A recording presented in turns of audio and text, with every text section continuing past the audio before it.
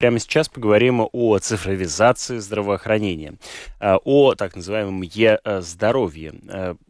ЛСМ Плюс уже рассказывал, что в течение этого года планируется внедрить мобильное приложение для доступа к системе Веселиб, в котором пациент будет получать персонифицированные приглашения от семейного врача на проведение обследования, информацию о доступных местах для записи, о выписанных рецептах и результатах обследования. Также в планах создания новой домашней страницы электронного здоровья, добавление туда профилей врачей, персонализированных предложений и так далее. Подробнее об этом мы прямо сейчас и поговорим. Вместе с нами новый глава Дигитального центра здравоохранения Юрис Гайкис. Вместе с тем надо сказать, что и сам по себе центр, в общем, начал работу только что. Итак, приветствуем вас, господин Гайкис, в эфире Латвийского радио 4. Labrīt.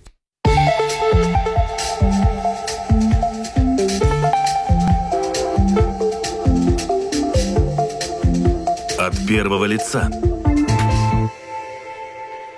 Дигитальный центр здравоохранения. В чем его задача? Что он изменит в области управления, так сказать, данными о здоровье пациентов Латвии?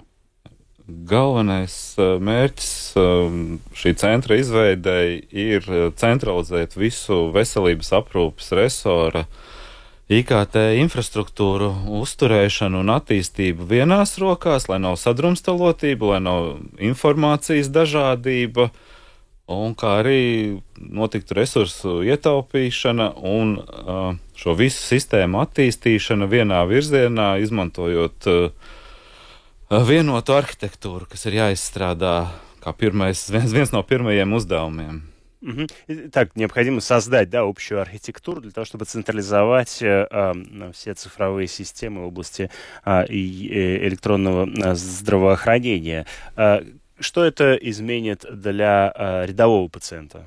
Как-то он почувствует эти изменения или нет? Jā, noteikti viena no iesaistītajām pusēm ir tieši pacients, un dēļ pacientiem arī tiek veidota šī sistēma, kā arī jaunā aplikācija, kas būs tieši aplikācija un nebūs jālieto pati e-veselība nākotnē, kas ir e-veselība ir sistēma, bet aplikācija ir tikai kā saziņas kanāls ar e-veselību, līdz ar to gan informācijas struktūra, gan pieejamība, ātrums būs uzlabots.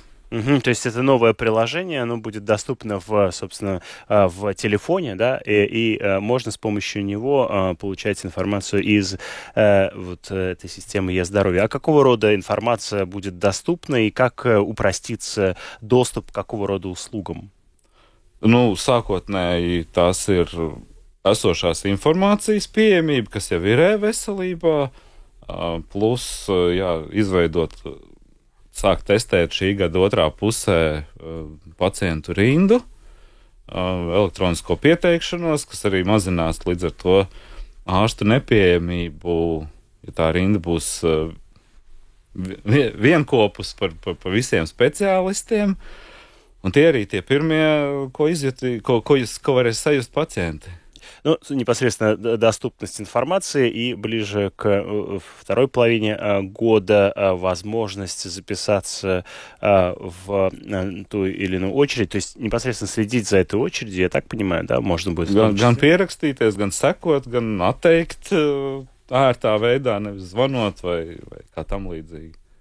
И, собственно, при подготовке к нашему разговору я зашел на свою систему Е-здоровья, тут доступны персональные данные, в том числе некоторые графа рецепты, сведения о тех или иных болезнях. Вместе с тем, какие планируются изменения в, собственно, обеспечении, то есть сделать так, чтобы, как вы сказали, общая была архитектура, между разными базами данных, часто вызывает довольно много проблем. С какими проблемами вы сейчас сталкиваетесь для того, чтобы сделать такую общую архитектуру? Galvenā problēma ir datu nepieejamība un datu dažādība, kas nav savstarpēji savietojama. Mēs redzam, ka veselības aprūpas iestādēs, slimnīcās, poliklīnikās ir ļoti plaša informācija par pacientiem, gan viņu lietotajās vietējās sistēmās, gan arī pacientu kartiņās, kas vēl joprojām ir papīra veidā, kas netiek digitalizēta. Līdz ar to šī informācija, kamēr netiks padota sistematizētā veidā uz, sauksim, par e-veselību, tikmēr arī būs problēmas pacientam redzēt šajā aplikācijā. Un tas ir arī viens no uzdevumiem kopējā šajā arhitektūrā likt iekšā klasifikātorus, lai tā informāция būtu vienveidīga un обстрадаем vienveidīgi. Да, понятно. То есть проблема разнородности, да, и несистематизированности этой информации, да, приводит к тому, что ее еще необходимо привести в общий порядок, классифицировать. Мы довольно часто в этой студии говорим о необходимости создания, например, общего онкологического регистра. Будет ли он создан в рамках того, о чем сейчас говорим, или пока нет? Negribētu izdalīt vienu saslimšanas veidu, jo tā informācija ir tāda pati par jebkuru saslimšanu, un arī pacientam un ārstniecības personām nepieciešamā informācija. Līdz ar to tas tiek attīstīts vienkopus, un līdz ar to var teikt, ka būs kaut kad šis onkoloģiskais, bet būs arī jebkura cita saslimšanas reģistrs tādējādi izveidots. Понятно. То есть в рамках общего, да, приведения систематизации информации о здравоохранении также можно ожидать изменений и в области, так сказать, онкологических больных, как и многих, собственно, других. Еще один вопрос, который кажется довольно актуальным, это, собственно, безопасность такого рода регистра и существующего, да, системы e-здоровья. Какие здесь могут и должны быть сделаны изменения, улучшения? Šajā datu aizsardzības jomā tas ir obligāts pasākums jebkurai sistēmai, gan kiberdrošības pasākums nodrošināt, gan arī personas datu aizsardzības pasākums, ir sevišķi šo sensitīvo veselības datu aizsardzības. Tas ir paralēls process, būtisks, viens no būtiskākajiem visā šīs sistēmas izveidē un uzturēšanā. Как вы сейчас оцениваете уровень безопасности e-здоровья? Šobrīd nevar teikt, ka viņš ir kaut kādā veidā nepareizs.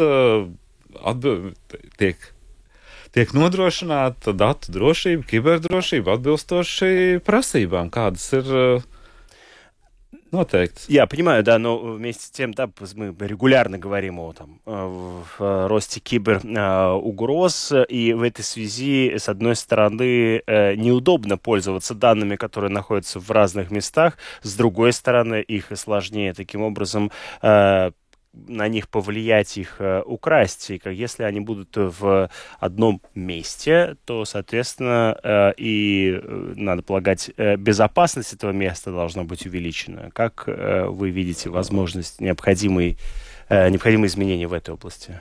Aizsargāt vienu vietu ir vienkāršāk nekā aizsargāt daudzas vietas. Līdz ar to šis process būs stipri vienkāršāks. Šobrīd tiešām tie dati ir dažādās vietās, tad katra vieta ir jāaizsargā atbilstoši augstajām prasībām, bet tās ir ļoti daudz vietas, gan veselības aprūpas iestādēs pašās, kādas ir tās sistēmas, gan poliklīnikās, ģimenes ārstu praksēs, gan arī valsts pusē. Tad valsts pusē pāries šīs 19 sistēmas vienu vietu, un viņas būs tieši tāpat jāaizsargā, bet vienā vietā, nevis 19 vietās. Понятно. То есть, само по себе необходимость, да, охранять одно место, оно в данном случае проще, чем обеспечивать безопасность в разных местах. Использование так называемого искусственного интеллекта планируется, и каким образом, если планируется? Protams, mākslīgā intelekta izmantošana ir paredzēta, un no tās mēs nekādi nevaram izbēgt, un tas ir mākslīgais intelekts ienāk arvien vairāk mūsu dzīvē, bet mākslīgais intelekts ir izmantojams tikai tad, ja ir strukturēti un vienveidīgi klasificēti šie dati, un tikai tad var izmantot mākslīgo intelektu datu analīzē, attīstot personalizēto medicīnu, sasaistot saslimšanas diagnozes datu, ārstēšanas datus. Tālāk jau ir telemedicīna un, piemēram, dati no mobilajām ierīcēm, telefoniem, kas arī varētu tikt sasaistīti jau ar konkrēto personu un tādējādi monitorēti jau individuālā līmenī tieši priekš paša cilvēka. Arī, tā ir nākotnes attīstība, protams, bet tam ir nepieciešami strukturēti, vienveidīgi klasificēti dati. Когда вводили систему электронного здоровья, то, в общем, она вызывала много нареканий из-за того, что медики привыкали к новой системе, а вместе с тем и сама она работала недостаточно хорошо. Как вы оцениваете сейчас, насколько исключена возможность того, что электронная система e-здоровья, она будет давать сбой?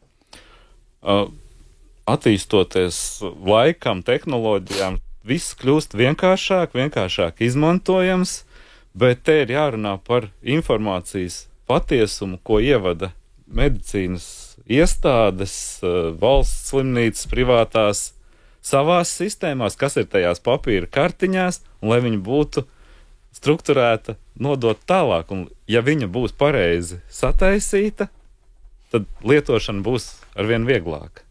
То есть вы имеете в виду, что сам по себе введение информации часто вызывает проблемы, да? То есть ее не, вы уже говорили, да, не систематизированность этой информации.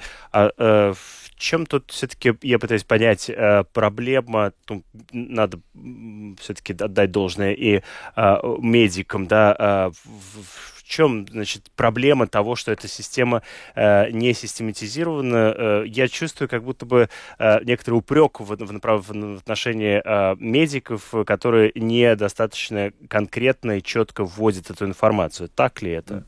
Tā varētu teikt, ja mēs paskatāmies tās, ārstu godaprātu ievadot informāciju sistēmā un salīdzinot to ar kaut vai izrakstu, kas tiek iedots cilvēkam, tur ir šī atšķirība, un tāpēc rodās dažādas pretenzijas pret e-veselību, ka tur nav visa informācija, bet valsts jau nevar pat ievadīt to informāciju sistēmā, ja to neizdara ārsts tieši tādu pašu informāciju, kā pasaka pacientam uz vietas vizītes laikā, tā ir jāievada, un mūsu uzdevums ir padarīt to informācijas ievadīšanu ērtu un vieglu, izveidojot šos klasifikātors dažādām standarta situācijām, ka tas nav jāvada, teksts jāraksta vai kas, bet tikai jāatzīmē 1, 2, 3, 4, 5, ķeksīši jāsaliek. То есть, таким образом упростить, да, само по себе, собственно, способ введения этой информации, да, то есть, таким образом может быть решена проблема несистематизированной информации для того, чтобы ввести систему классификаторов, которые бы, с одной стороны, сэкономили бы время, с другой стороны, у медиков, с другой стороны, бы позволили